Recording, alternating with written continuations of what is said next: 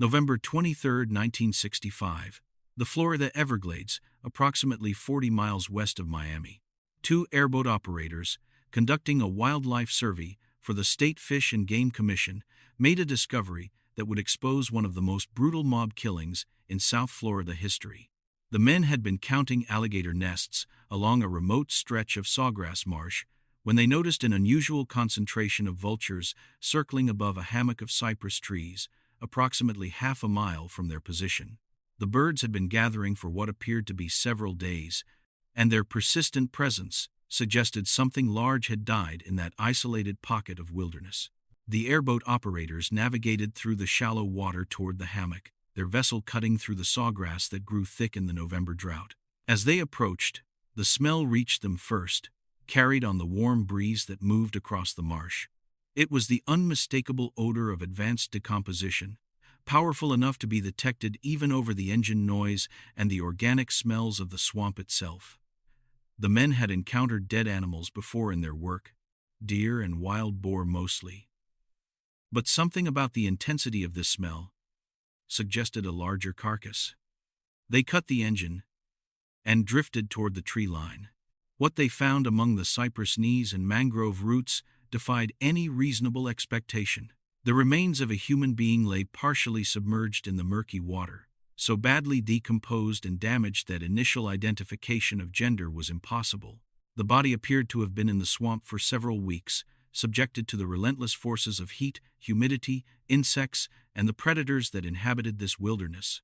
Multiple alligators had clearly fed upon the remains, tearing away flesh and scattering bones across an area of approximately 20 square feet.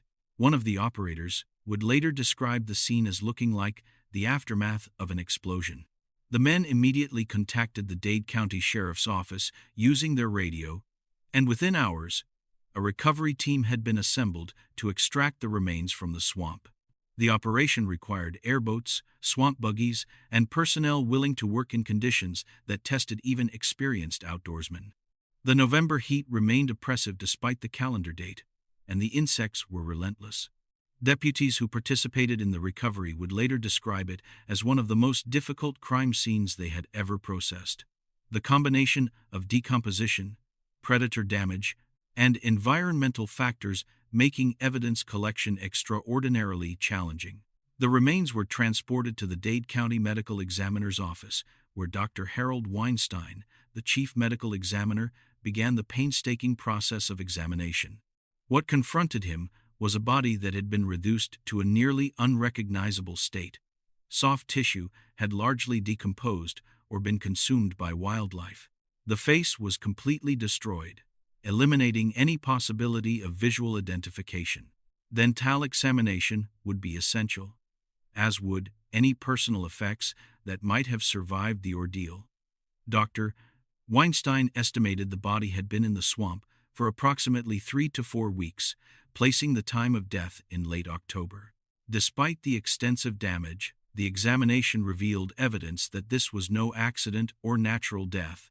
2 distinct gunshot wounds were identified in the skull, entry wounds, consistent with a small caliber weapon fired at close range. Additional trauma to the torso, though partially obscured by the composition and predator damage, suggested the victim had been shot multiple times before being dumped in the swamp. The killing had been deliberate and thorough, the work of someone who wanted to ensure the victim was dead and who had chosen the Everglades as a disposal site knowing that nature would do much of the work of destroying evidence. Personal effects recovered with the remains provided the first clues to the victim's identity. A gold signet ring bearing the initials A.C. had remained on a skeletal finger. Fragments of expensive clothing, though badly deteriorated, suggested a man of means. Most significantly, investigators found in the mud nearby a wallet containing waterlogged but partially legible identification documents. The name that emerged from these fragments was Anthony Carbone, a 52-year-old resident of Miami Beach, whose name was well known to law enforcement throughout South Florida. Carbone had been reported missing exactly 1 month earlier, on October 23, 1965. The identification of Anthony Carbone transformed this case from a disturbing swamp discovery into a major organized crime investigation. Carbone was no ordinary citizen. He was widely believed to be the coordinator of gambling and loan sharking operations in South Florida for several New York crime families who maintained interests in the Miami area. His position made him one of the most powerful organized crime figures in the region, a man who answered directly to bosses in New York and who commanded respect and fear throughout the Miami underworld.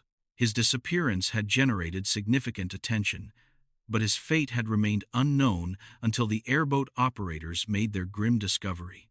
The FBI's Miami field office was immediately notified, and agents who had been monitoring Carbone's activities for years descended on the case.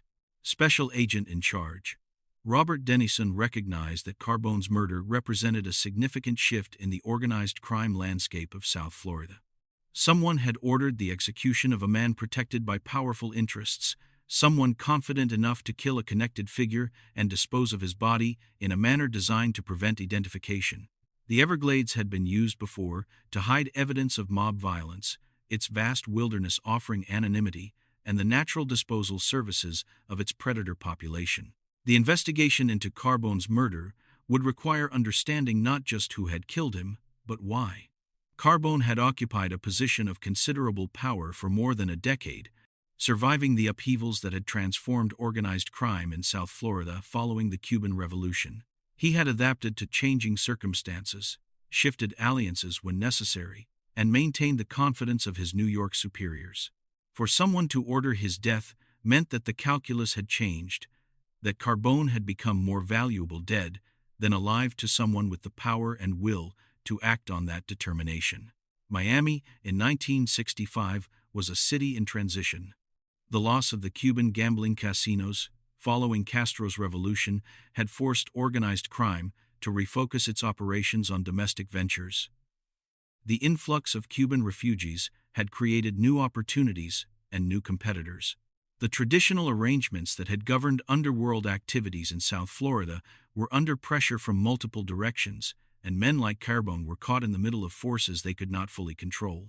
His death might have been the result of a territorial dispute, a personal vendetta, or something more complex, involving the shifting power dynamics of the era.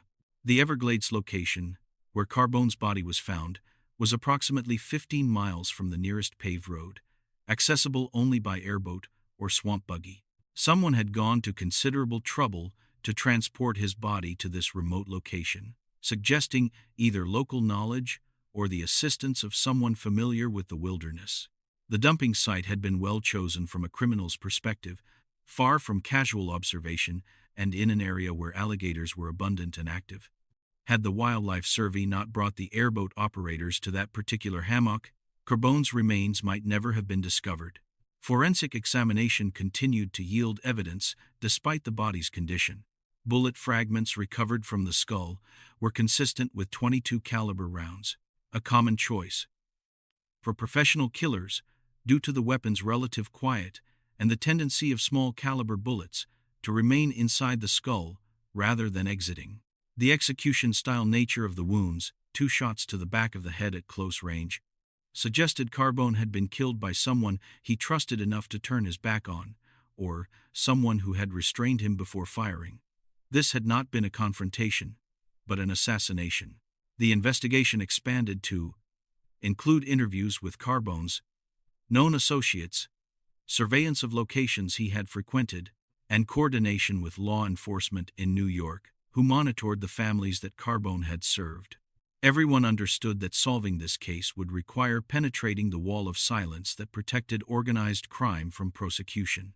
Witnesses who might have information would be reluctant to share it, knowing that cooperation with authorities could result in their own deaths. The code of omerta remained powerful even in the face of brutal violence. News of Carbone's death and the manner of his disposal spread quickly through the underworld and the legitimate community alike. The Miami Herald ran front-page stories about the swamp discovery, describing in detail the condition of the remains and speculating about the organized crime connections of the victim. The coverage brought unwanted attention to the activities that had long operated in South Florida's shadows, attention that would complicate business for everyone involved in illegal enterprises. Someone had made a statement by killing Carbone, but the message was not yet clear. The FBI and local authorities assembled a task force dedicated to solving the Carbone murder, combining federal resources with local knowledge and connections. The investigation would prove to be one of the most challenging organized crime cases in South Florida history, involving suspects scattered across multiple states and protected by layers of criminal organization. But the investigators were determined to find answers, both for the sake of justice and to understand what Carbone's death meant for the balance of power in the region's underworld. The discovery in the Everglades had revealed not just a body, but a window into a world that operated by its own rules and dispensed its own justice. Anthony Carbone had lived by those rules for decades, rising to a position of power and prosperity through a combination of cunning, ruthlessness, and loyalty to the right people. His death suggested that one or more of those qualities had failed him, that someone had decided the rules no longer protected him. Understanding why would require understanding who Anthony Carbone had been and what forces had conspired to end his life in such a brutal and deliberate manner. The Everglades kept many secrets beneath its waters and within its sawgrass expanses. The bodies of other victims had disappeared into its wilderness over the years, consumed by the ecosystem and lost to history. Anthony Carbone had nearly joined that anonymous company, his identity preserved only by a ring and a waterlogged wallet. But his discovery had set in motion an investigation that would reveal the hidden currents of power and violence that flowed through South Florida's organized crime world. The swamp had given up one of its dead, and now the living would be called to account. Before we continue with this investigation, make sure you are subscribed to this channel and hit that notification bell. What happened in October of 1965 involves Miami's organized crime underworld, a powerful gambling coordinator who knew too many secrets, and a disposal method that relied on the Everglades and its alligators to destroy the evidence. The man who vanished had survived decades in one of the most dangerous professions imaginable, only to be betrayed by those he trusted. By the end of this story, you will understand how a secret discovered became a death sentence, how the swamp nearly kept its victim forever, and why it took more than 50 years for the full truth to emerge from the shadows of the past. Anthony Joseph Carbone was 52 years old in October of 1965, a stocky man who stood 5 feet 9 inches tall and weighed approximately 210 pounds. His hair had gone silver in his late 40s, a distinguished gray that he kept carefully groomed along with a thin mustache that had been his trademark since his 20s. Those who knew him described his appearance as that of a successful businessman, which in many ways he was, though his business operated entirely outside the boundaries of legitimate commerce. Carbone favored expensive suits, Italian silk ties, and gold jewelry that announced his prosperity without descending into vulgarity. He had cultivated an image of sophistication that set him apart from cruder criminal figures. Born in 1913 in the East Harlem neighborhood of Manhattan, Carbone was the son of Sicilian immigrants who had arrived in America at the turn of the century. His father worked as a longshoreman on the New York docks, a job that brought him into contact with the criminal organizations that controlled waterfront activities. Young Anthony grew up understanding that the neighborhood operated according to rules that had nothing to do with the laws of the state, rules enforced by men who commanded respect through their willingness to use violence. By the time he was 15, Carbone had begun running errands for local criminals, proving himself reliable and discreet. Carbone's rise through the ranks of organized crime was steady rather than spectacular. He avoided the flashy violence that brought attention and shortened lifespans, preferring to demonstrate his value through competence and loyalty. By his mid-20s, he had earned the trust of figures connected to the Genovese crime family, handling collections and serving as an intermediary between different factions of the organization. His ability to resolve disputes without bloodshed made him valuable, a man who could be sent into tense situations with confidence that he would find acceptable solutions. This reputation for diplomacy would define his career. In 1947, Carbone relocated to Miami at the direction of his superiors in New York. South Florida had become increasingly important to organized crime as gambling and tourism, created opportunities for profit. The warm climate attracted wealthy visitors who were willing to part with their money at illegal casinos and through other vices. Carbone's assignment was to coordinate the activities of various New York interests in the region, ensuring that territories were respected and that profits flowed smoothly back to the families that had invested in Florida operations. It was a position of considerable responsibility for a man not yet 40 years old. Carbone established himself in Miami Beach, purchasing a modest home on Pine Tree Drive that belied the extent of his wealth and influence. He married Maria Theresa Gambino, a distant cousin of the family that would later bear that name prominently in crime family history in 1949. The marriage produced 2 children, a son named Vincent, born in 1951, and a daughter named Angela, born in 1954. To his neighbors, Carbone appeared to be a successful import-export businessman, a cover story that was technically true, given the nature of some of his activities. He maintained a legitimate business front that handled actual merchandise, providing both income and explanation for his lifestyle. The Carbone family attended Mass regularly at St. Patrick's Catholic Church in Miami Beach, where Anthony was known as a generous contributor who never forgot the obligations of faith despite his profession. He volunteered for church fundraisers, supported local charities, and was considered a pillar of the Italian-American community. This duality was not unusual among men in his position, the ability to compartmentalize criminal activities from family and religious life being almost a requirement for long-term survival in the underworld. Carbone genuinely loved his wife and children and worked to shield them from knowledge of how he earned his living. In the business world of organized crime, Carbone was known for his intelligence, his patience, and his ability to maintain relationships across factional lines. Miami's status as an open city, where multiple crime families operated without exclusive territorial claims, required someone with diplomatic skills to prevent conflicts from erupting into violence. Carbone served this function admirably, mediating disputes over gambling operations, resolving conflicts between bookmakers, and ensuring that the various New York interests were satisfied with their returns on investment. His position made him indispensable and, he believed, protected. The Cuban Revolution of 1959 represented a catastrophic blow to organized crime's investments in the Caribbean. Carbone had personally overseen operations at the San Souci Casino in Havana, working alongside figures like Meyer Lansky and Santo Traficante Jr. to manage the profitable gambling venues that had made Cuba a destination for wealthy Americans. When Castro closed the casinos and nationalized foreign assets, millions of dollars in investments evaporated overnight. Carbone, like others in his position, was forced to adapt, refocusing operations on domestic gambling, loan sharking, and the emerging opportunities presented by the refugee population fleeing Cuba. The early 1960s were a period of adjustment and tension in South Florida's underworld. The influx of Cuban refugees included individuals with their own criminal backgrounds and ambitions, creating competition for traditional Italian-American operations. Carbone worked to incorporate useful Cuban figures into existing structures while preventing open warfare between ethnic factions. His success in this endeavor further enhanced his reputation, though it also created enemies among those who resented having to share territory and profits with newcomers.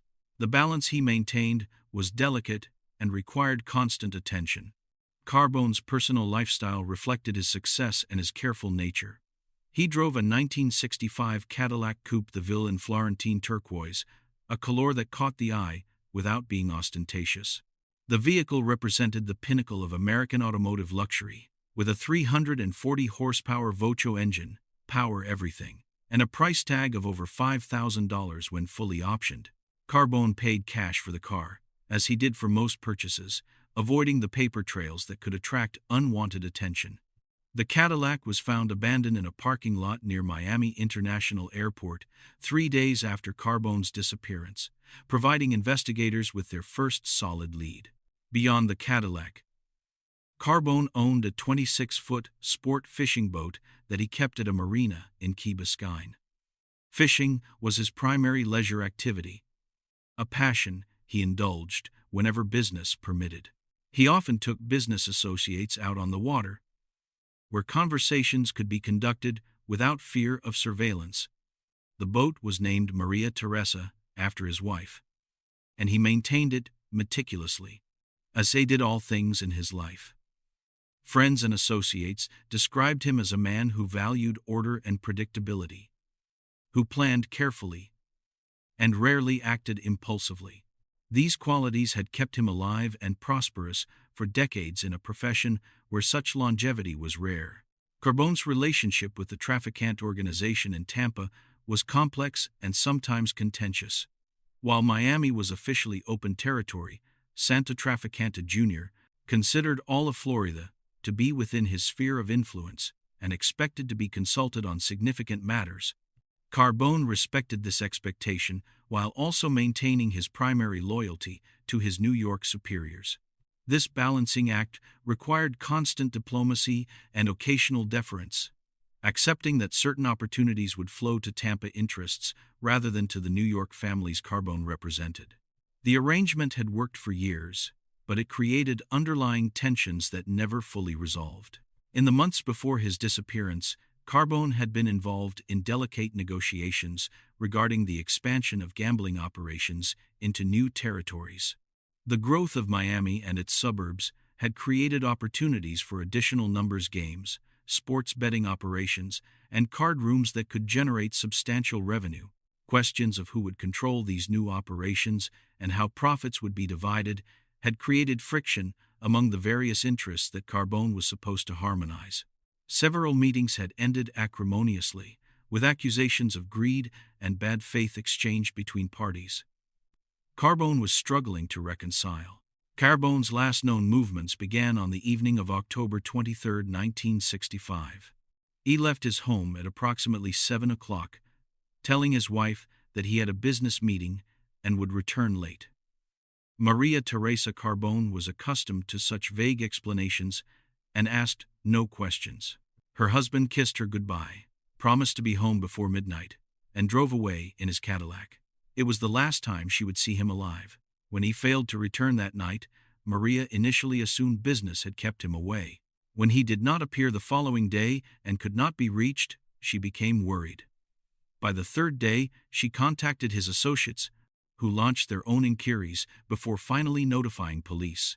The official missing persons report, filed on October 26, noted that Anthony Carbone had no known enemies, that his business affairs appeared to be in order, and that there was no obvious reason for his disappearance. The police officers who took the report were likely aware of Carbone's reputation, but followed standard procedures for a missing adult male. The discovery of his abandoned Cadillac at the airport suggested possible voluntary departure, perhaps flight from legal troubles or personal problems.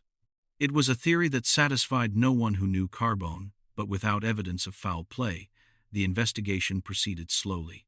Within the organized crime community, Carbone's disappearance generated immediate concern. His position meant that numerous people depended on his continued functioning, from the gambling operators who reported to him to the New York bosses who expected regular communications and payments. When Carbone failed to make scheduled contacts, questions began circulating about what had happened and, more importantly, what it meant for ongoing business arrangements. The uncertainty was destabilizing, exactly the kind of disruption that Carbone had spent his career preventing when it affected others. The month between Carbone's disappearance and the discovery of his remains in the Everglades was a period of speculation and maneuvering within the underworld. Some believed he had fled, perhaps with money that belonged to others, and would eventually surface in some distant location. Others suspected he had been killed, the victim of one of the many disputes he had been unable to resolve. Still others wondered if law enforcement had somehow spirited him away, turning him into an informant whose testimony could devastate multiple organizations. Each theory had its adherents and its implications for how people should position themselves in a suddenly uncertain landscape. The discovery of Carbone's body in the swamp eliminated some possibilities while raising new questions. He had not fled, and he had not become an informant. He had been murdered, executed with the cold efficiency that characterized professional killings. Someone had decided that Anthony Carbone, the diplomat who had kept peace among competing interests for nearly 2 decades, was no longer useful or had become dangerous. Understanding who had made that decision and why would require unraveling the complex web of relationships, resentments, and ambitions that characterized organized crime in South Florida during this turbulent period. The investigation into Anthony Carbone's murder began in earnest the moment his identity was confirmed. FBI Special Agent Robert Dennison assembled a team of experienced agents who had been tracking organized crime activities in South Florida for years, men who understood the personalities, the rivalries, and the unwritten rules that governed the underworld. Their task was complicated by the code of silence that protected those involved in criminal enterprises, but they had resources and patience that eventually yielded results. The investigation would stretch across years and jurisdictions, touching figures in Miami, Tampa, New York, and points between. The abandoned Cadillac provided the first avenue of investigation. Forensic examination of the vehicle revealed no useful fingerprints beyond Carbone's own, suggesting it had been wiped clean before being left at the airport. The interior showed no signs of struggle, indicating Carbone had either left the car voluntarily or had been removed without resistance. The location of the vehicle suggested the killers wanted to create an impression that Carbone had fled by air, buying time before anyone began looking for a body. The ruse had partially succeeded, delaying serious investigation for several crucial days. Interviews with Carbone's known associates produced little actionable intelligence. Everyone expressed shock and concern, and everyone denied knowledge of any conflict serious enough to warrant murder. The wall of silence held firm. Even Maria Teresa Carbone, genuinely devastated by her husband's death, could provide little assistance. Anthony had shielded her from his business dealings, and she knew few details about the men he worked with or the disputes he had attempted to resolve. Her grief was real, her information minimal. The FBI's investigation focused on the territorial negotiations that had occupied Carbone's final months. Intelligence gathered through surveillance and informants indicated that disagreements over expansion into new gambling territories had become increasingly acrimonious. Carbone had proposed a compromise that would have allocated new operations among multiple parties, but this solution had satisfied no one fully. One faction, associated with New York's Luches family, had been particularly vocal in its opposition, believing Carbone had favored competing interests in his proposed division. This grievance provided a potential motive. A second line of investigation examined Carbone's relationship with the trafficant organization in Tampa, Santo Traficante Jr., had reportedly been frustrated by what he viewed as Carbone's insufficient deference to Tampa's primacy in Florida matters. Several incidents in the year before Carbone's death had created tension, including a gambling operation that had opened in Broward County without proper consultation with Tampa. Whether this tension had escalated to the point of murder was unclear, but investigators could not rule out Traficante involvement. The Tampa boss was notoriously careful, however, and any operation he ordered would have been executed with extreme caution. A third theory emerged from the examination of Carbone's financial records. Despite his careful nature, Carbone had accumulated significant personal wealth over the years, wealth that exceeded what his visible income could have produced. The possibility that he had been skimming from the operations he supervised, taking more than his authorized share of profits, provided another potential motive. If discovered, such theft would have been considered a capital offense, a betrayal of trust that demanded the ultimate punishment. Investigators searched for evidence of hidden accounts or unexplained assets, but found nothing conclusive. The investigation reached a critical juncture in early 1966 when an informant provided information about the night of Carbone's disappearance. According to this source, Carbone had been lured to a meeting at a warehouse in Hialeah, believing he was meeting with representatives who wanted to resolve the ongoing territorial disputes. Instead, he had been seized by multiple men, driven to a remote location, and executed. The informant could not identify the specific individuals involved, but suggested they were connected to interests outside South Florida. Professionals brought in specifically for this job. The information was detailed but could not be corroborated. The Hialeah warehouse was located and examined by investigators, though more than 2 months had passed since the alleged meeting. Evidence of recent activity was present, including tire tracks and cigarette butts, but nothing that definitively connected the location to Carbone's murder. The informant's claim that outside professionals had been used suggested a high-level decision, someone with the authority and resources to import killers from another city to handle a sensitive matter. This pointed away from local feuds and toward organizational politics at the highest levels. By the summer of 1966, the investigation had identified several persons of interest, but lacked sufficient evidence for prosecution. The 2 most prominent suspects were associates of the Luces family's Miami operations, who had been most vocal in opposing Carbone's proposed territorial allocation. Both men had solid alibis for the night of October 23rd, but alibis in organized crime circles were easily manufactured. The FBI continued surveillance and pressure, hoping someone would make a mistake or that additional informants would emerge with useful information. The case gradually went cold, as years passed without a breakthrough. Other murders, other investigations, demanded attention and resources. The agents who had begun the inquiry retired or transferred, taking their institutional knowledge with them. The files remained open, but inactive, periodically reviewed, but generating no new leads. Carbone's death became one of many unsolved organized crime murders, a data point in the ongoing war between families and factions that characterized the era. Justice for his killing seemed increasingly unlikely.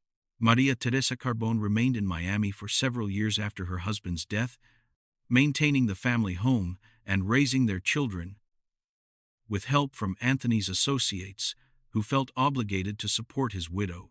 The monthly payments that had begun shortly after the murder continued without interruption, funds that Maria chose not to question too closely. In 1970, she sold the house and moved to Fort Lauderdale with her children, seeking distance from the memories and the connections that defined life in Anthony's world. She never remarried, and rarely spoke of her husband or the manner of his death. Vincent Carbone, Anthony's son, was 14 years old when his father was murdered. The trauma of losing his father, combined with the gradual revelation of who Anthony really was and what he had done for a living, shaped Vincent's life in complex ways. He rejected any involvement with organized crime, attending college and eventually becoming an accountant in Jacksonville. His younger sister Angela took a similar path, becoming a school teacher in Tallahassee. Both children built lives that deliberately separated them from their father's legacy, though they could never fully escape the shadow of his violent end. The organized crime landscape of South Florida transformed significantly in the years following Carbone's death. The territorial arrangements he had maintained fractured in his absence, leading to increased competition and occasional violence. New players emerged, including Cuban and Colombian organizations that would eventually dominate the drug trafficking that became South Florida's most lucrative criminal enterprise. The Italian-American operations that Carbone had coordinated diminished in importance, unable to compete with the resources and ruthlessness of the new arrivals. His death marked not just the end of a man, but the beginning of the end of an era. The Everglades continued to serve as a dumping ground for unwanted evidence of criminal activity, its vast wilderness absorbing bodies and secrets that would never be recovered. Law enforcement estimated that dozens of murder victims had disappeared into the swamp over the decades, their remains consumed by the ecosystem and lost to any possibility of identification. Carbone had nearly joined that anonymous multitude, his identity preserved only by chance and the partial survival of personal effects. Others who followed him into those waters were not so fortunate. The investigation into Carbone's murder was officially suspended in 1973, though the case remained technically open. The suspects who had been identified in the initial investigation had either died, been imprisoned for other crimes, or disappeared into witness protection programs. The organizational dynamics that had provided motive for the killing had shifted so dramatically that reconstructing the original conflicts became increasingly difficult. Investigators who attempted to revisit the case in later years found that witnesses had died, memories had faded, and records had been lost or destroyed. Decades passed. The generation that had known Anthony Carbone personally aged and died. The gambling operations he had coordinated were supplanted by legal casinos and lotteries that offered competition the illegal rackets could not match. The crime families that had fought over Florida territory evolved, some gaining strength through new enterprises, while others withered into irrelevance. The world in which Carbone had operated, with its particular codes and hierarchies and arrangements, became history, studied by academics, and dramatized by filmmakers, but no longer a living reality. The site, in the Everglades where Carbone's body was discovered, underwent its own transformation. Water management projects altered the hydrology of the region, draining some areas while flooding others. The specific hammock where the airboat operators had found the remains was incorporated into an expanded conservation area, its precise location lost to all but the most detailed historical records. Nature reclaimed any trace of the violence that had been deposited there. The cypress trees and sawgrass and alligators continuing their ancient cycles without memory of the human affairs that had briefly intruded. Cold case units that reviewed the Carbone murder in subsequent decades faced the same obstacles that had stymied the original investigation, compounded by the passage of time. Forensic technology advanced dramatically, but there was little physical evidence to reanalyze. DNA testing that might have identified additional participants was useless without suspects or samples to compare. The case files documented a thorough investigation that had failed not for lack of effort, but for lack of cooperation from those who knew the truth. Some secrets die with those who keep them. The memory of Anthony Carbone persisted primarily in law enforcement databases and organized crime histories, a footnote in larger narratives about the transformation of criminal enterprise in America. His murder was cited as an example of the brutality that characterized the era, the willingness of organized crime figures to eliminate their own when circumstances demanded. Whether his death had been ordered by rivals, superiors, or associates remained uncertain, one of many questions that the investigation had raised but never definitively answered. Yet the Carbone case was not entirely forgotten.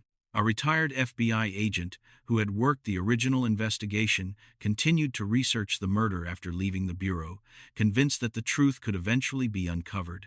His files, accumulated over decades of independent inquiry, would eventually provide the foundation for a renewed investigation that circumstances would make possible.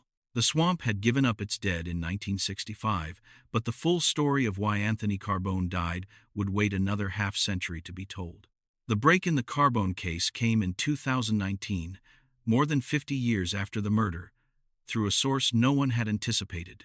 A federal prisoner serving a life sentence for racketeering and murder decided to cooperate with authorities in exchange for transfer to a facility closer to his family. Vincent Scalise, 84 years old and suffering from terminal cancer, had been a soldier in the Lucchese crime family's Miami operations during the 1960s. He claimed direct knowledge of the Carbone murder and named the individuals who had planned and executed it, information he had kept secret for more than half a century out of fear and loyalty. Now, facing death, he chose to unburden his conscience. Scalise's account confirmed many of the theories investigators had developed decades earlier, while revealing details that had never been suspected. According to his statement, Carbone had been targeted not for opposing the Lucchese faction's territorial ambitions, but for a far more dangerous reason. Carbone had discovered evidence that a senior Lucchese figure was secretly cooperating with federal authorities, providing information about competitors while protecting his own operations. Carbone had attempted to use this knowledge as leverage in the ongoing negotiations, threatening to expose the informant if his proposals were not accepted. This threat had signed his death warrant. The conspirators had moved quickly once they realized the danger Carbone represented. 3 men had been dispatched from New York, professional killers who had no connection to Miami and would not be recognized by local figures. They had arrived on October 22, received a briefing on Carbone's habits and schedule, and planned the operation for the following evening. The meeting in Hialeah had been arranged by a local associate who owed favors to the Lucchese faction, a man who had convinced Carbone that genuine progress on territorial matters was possible. Carbone had driven to that meeting believing he was about to achieve a breakthrough. The execution itself had been swift and professional. Carbone was seized as he entered the warehouse, disarmed, and bound before he fully understood what was happening. The three New York men asked him no questions and offered no explanations. 2 shots to the back of the head had ended his life within minutes of his arrival. The killers then transported his body by boat through the canal system that connected to the Everglades, navigating in darkness to a predetermined disposal site. The journey took several hours, but the remoteness of the location ensured they would not be observed. By dawn, they were back in Miami, and Carbone had begun his month-long disappearance into the swamp. Scalies named all 3 killers, men who had long since died without ever facing justice for the Carbone murder or the many others they had committed. He identified the senior Lucchese figure who had ordered the killing, a man who had died of natural causes in 1982 while still a powerful force in organized crime. The informant whose secret Carbone had discovered had also died, killed in an unrelated dispute in 1971 without ever being exposed. The conspiracy had succeeded completely, eliminating the threat Carbone represented while leaving no witnesses or evidence that could connect the killing to those responsible. The FBI's cold case unit took Scalise's statement and began the process of verification. Much of what he described matched evidence from the original investigation, details that had never been made public and that he could only have known through direct involvement or knowledge. The Hialeah warehouse had indeed been identified as the likely site of the meeting. The theory about outside professionals had been considered. The timing and method of body disposal were consistent with what forensic analysis had suggested. Scalise's account filled in gaps that had frustrated investigators for decades, providing a coherent narrative that explained both the murder and the failure to solve it. Additional corroboration came from documents discovered in the archives of the FBI's New York field office. A surveillance report from October 1965 documented unusual activity by the 3 men Scalise had identified as the killers, noting their sudden departure from New York on October 21st and their return on October 24th. At the time, the significance of their movements had not been recognized. In retrospect, the timing perfectly matched Scalise's account of their mission to Miami. The report had been filed and forgotten, one document among thousands that together told a story no one had known to look for. The resolution of the Carbone case generated renewed interest in the broader history of organized crime in South Florida during the 1960s. Historians and journalists who examined the era found patterns of violence and conspiracy that had never been fully documented, murders that had been attributed to random criminal activity, but that now appeared to be connected to the same organizational conflicts that had claimed Carbone's life. His death had been one episode in a larger struggle for control that had reshaped the underworld, a struggle whose full dimensions were only now becoming clear. Vincent Carbone, Anthony's son, was contacted by investigators as part of the case closure process. Now, in his late 60s, he had spent his adult life avoiding any association with his father's world, and was initially reluctant to engage with the reopened investigation. Eventually, he agreed to meet with agents who explained what they had learned and offered him the closure that had been denied for so long. The knowledge of who had killed his father and why brought Vincent a complex mixture of emotions, including relief at finally knowing the truth, but also anger at the waste of it all, lives destroyed over secrets and power that had long since lost all meaning. The formal closure of the Carbone case came in early 2020, 54 years after the murder. A detailed report was filed documenting the evidence that had been gathered, the confession that had been obtained, and the conclusions that investigators had reached. No prosecutions were possible since all participants were dead, but the historical record had been corrected. The case that had consumed resources and generated frustration for decades was finally resolved, not through brilliant detective work, but through the conscience of a dying man who had decided that some truths should not remain buried forever. Maria Teresa Carbone had died in 2003 without ever learning who had killed her husband or why. Her children, Vincent and Angela, had been left to carry the burden of uncertainty that she had borne for nearly 40 years. The closure that came in 2020 was a gift to them, belated but meaningful. They finally understood the forces that had torn their family apart. The hidden world of treachery and violence in which their father had operated and which had ultimately consumed him. The knowledge was painful, but preferable to the endless wondering that had shadowed their lives. The site in the Everglades where Anthony Carbone's body was discovered remains part of a protected conservation area. Unmarked and largely inaccessible to casual visitors. The hammock of cypress trees that sheltered his decomposing remains for a month in 1965. Still stands. The water still flows through the sawgrass, and alligators still patrol the channels and pools that characterize the ecosystem. Nature has no memory of the human violence that intruded upon this place.